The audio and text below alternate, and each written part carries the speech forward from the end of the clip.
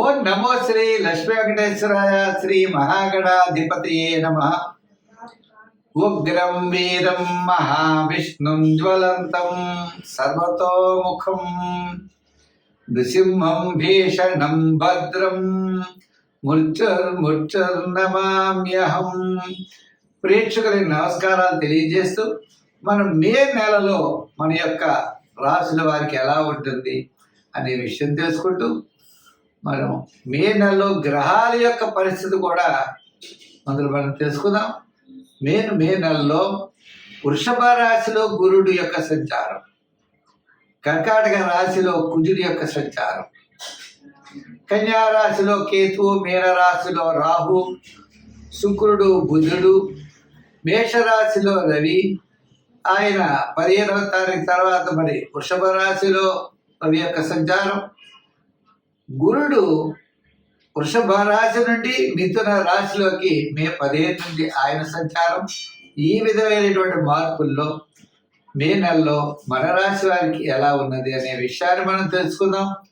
దానికి సులభమైన పరిహారముల ద్వారా మనం ఆచరించినట్లయితే తప్పకుండా మంచి ఫలితాలు ఉంటాయి. ప్రతి ఒక్కరికి కూడా వ్యక్తిగత జాతక ప్రభావం, ఖగోళంలో ఉన్నటువంటి గోచార గ్రహముల యొక్క ప్రభావం, 2 ప్రభావాలతో మనిషి యొక్క జీవన విధానం సాగుతూ ఉంటుంది. కాబట్టి మనం తప్పనిసరిగా ఈ గోచారము అంటే గ్రహముల యొక్క చారము. గ్రహాలంటే ఆకాశంలో వర్తమానంలో మే నెలలో సంచరించే గ్రహాలు ఎటువంటి ఫలితాలను ఇస్తాయి, మనం ఏ విధంగా చూసుకోవాలి అని భయపడవలసిన అవసరం లేదు. దానికి సులభమైన పరిహారాలు మనం ఆచరించి తద్వారా పాజిటివ్ వైబ్రేషన్స్ డెవలప్ చేసుకుంటూ మనం అనుకూలమైన ఫలితాలు పొందొచ్చు. ఇప్పుడు కూడా జ్యోతిషము అంటే బ్యాటరీ లైట్ల కాంతిని చూపిస్తుంది. కాబట్టి మనకి గ్రహానుకూలత ఉంటే సంతోషం, గ్రహాల యొక్క వ్యతిరేకత ఉన్నట్లయితే సత్ఫలితాలు పొందడం కోసం మనం సులభమైన పరిహారములు మనంతటా మనం ఆచరించడం ద్వారా ఎక్కువ ఫలితం ఉంటుందని తెలియజేస్తూ మనం ముందుగా రాశుల గురించి ప్రారంభిద్దాం. వృషభ రాశి. ఈ వృషభ రాశి వారికి అదృష్ట యోగం కలిసి వస్తుంది. చాలా అనుకూలమైనటువంటి ఫలితాలు పొందబోతున్నారు. మరి వీరికి శని దశమ స్థాన సంచారం, గురుడు కూడా మంచి యోగంలో ఉన్నాడు. ద్వితీయ స్థాన సంచారంలోకి రాబోతున్నాడు మే 15 నుంచి. ఇంకా చూసుకోండి, అనుకునేటువంటి పనులన్నీ కూడా దిగ్విజయంగా పూర్తి చేయగలుగుతారు. బంధుమిత్రుల యొక్క సహాయ సహకారాలు లభిస్తాయి. ఉద్యోగంలో చక్కని అభివృద్ధి. ఇదివరకు తిట్టిన వాళ్ళే రండి అంటారు. మీరు కోరుకునే చోట స్థాన చలన అవకాశాలు, ఆర్థిక పరిస్థితి డెవలప్మెంట్స్, వివాహాది, ముఖ్యమైనటువంటి శుభ కార్యక్రమాలన్నీ కూడా దిగ్విజయంగా పూర్తి చేయగలుగుతారు. పిల్లల యొక్క వివాహాది ప్రయత్నాలు అవ్వచ్చు, లేదా ఎవరైనా పెళ్లి కానటువంటి అబ్బాయిలకి వారికి కూడా వివాహం జరుగుతుంది. మరి మే 15 వరకు మిశ్రమైనటువంటి ఫలితాలున్న మే 15 నుంచి మే నెలాఖరు వరకు శుభరూపమైనటువంటి ఫలితాలు ఉంటాయి. వృత్తిలో, ఉద్యోగంలో, వ్యవహారంలో, వ్యాపారంలో డెవలప్మెంట్స్ తప్పనిసరిగా కనపడతాయి. రియల్ ఎస్టేట్ బిజినెస్ వారికి మీకు క్రమేపీ కూడా అనుకూలమైన పవనాలు వేస్తాయి. అదేవిధంగా మరి షేర్స్ వారికి ఆర్థిక పరమైనటువంటి ఇబ్బందులు తగ్గుతాయి. వ్యాపారంలో క్రమేపీ వ్యాపార అభివృద్ధి కనబడుతుంది. ఈ విధంగా పబ్లిక్ రిలేషన్స్ పెరుగుతాయి. ఆర్థిక వ్యవస్థలో మెరుగుదల కనబడుతుంది. రుణ బాధలు క్రమేపీ తగ్గుముఖం పడతాయి. విద్యార్థుల యొక్క డెవలప్మెంట్స్, మహిళలు కూడా అన్నింటా విజయాన్ని సాధించగలుగుతారు. అనుకూలమైనటువంటి వాతావరణం క్రమేపీ మీ చుట్టూ మీకు ఏర్పడుతుంది. చికాకులన్నీ కూడా క్రమేపీ దూరం అవుతాయి. ఈ విధమైన డెవలప్మెంట్స్లో ఒక ప్లాట్ కొనుక్కోవాలన్నా, ఒక సైట్ కొనాలన్నా మీ యొక్క ప్రయత్నాలు ముందుకు జరుగుతాయి. అందుచేత మే 15వ తారీఖు వరకు సామాన్యమైన ఫలితాలు, మే 15 తర్వాత అనుకూలమైన ఫలితాలు ఉన్నాయి. అయితే మరి ఇంకా అనుకూలంగా ఉండాలంటే ఏం చేయాలి అంటే, మనకి సంఖ్యల్లో ఎక్కువగా 6 రంగుల్లో తెలుపు వాడండి. ఆరాధనలో అమ్మవారి యొక్క ఆరాధన చేయండి.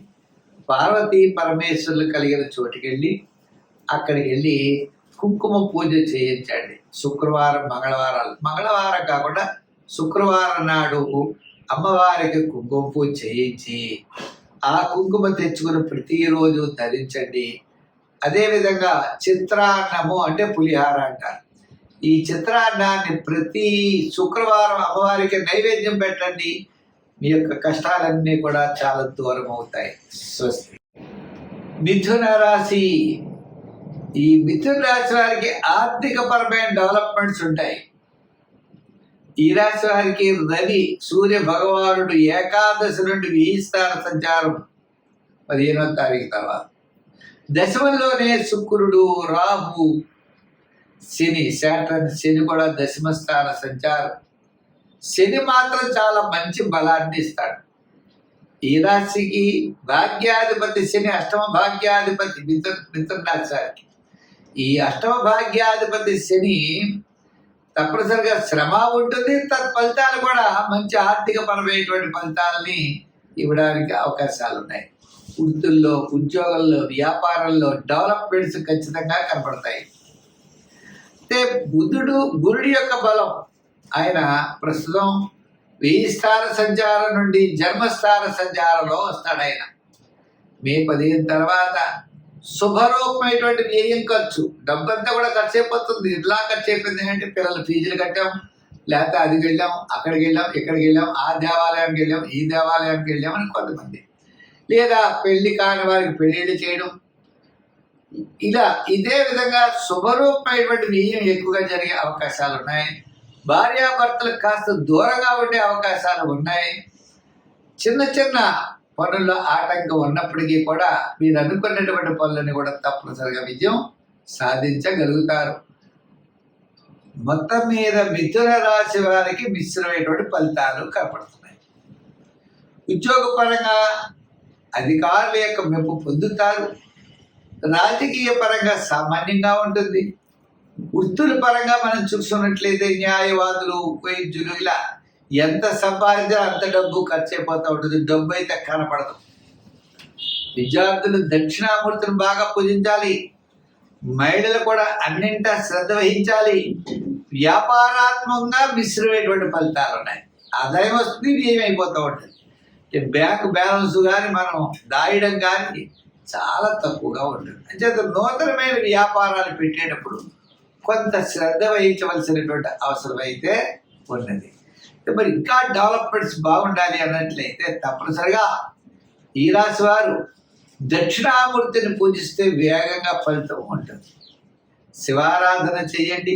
గురువార నియమం పెట్టుకోండి. గురువారం నాడు శనగల్ని పంచిపెట్టండి, లేదా స్వీట్స్ లాంటి పదార్థాలని మీరు గురువారం పంచిపెట్టండి. మన వివాహాది ప్రయత్నాలు చేద్దాం అనుకుంటాం, కొద్దిగా ఆలస్యం అవుతాయి. అంతేకాదండి, ప్రతిరోజు కూడా శివాలయానికి వెళ్ళండి. దగ్గర ఉన్న శివాలయానికి వెళ్ళండి. శివాలయానికి వెళ్ళలేము అన్నివాళ్ళు 10 మంది ఉంటారు, మరి కుదరదు కదండి.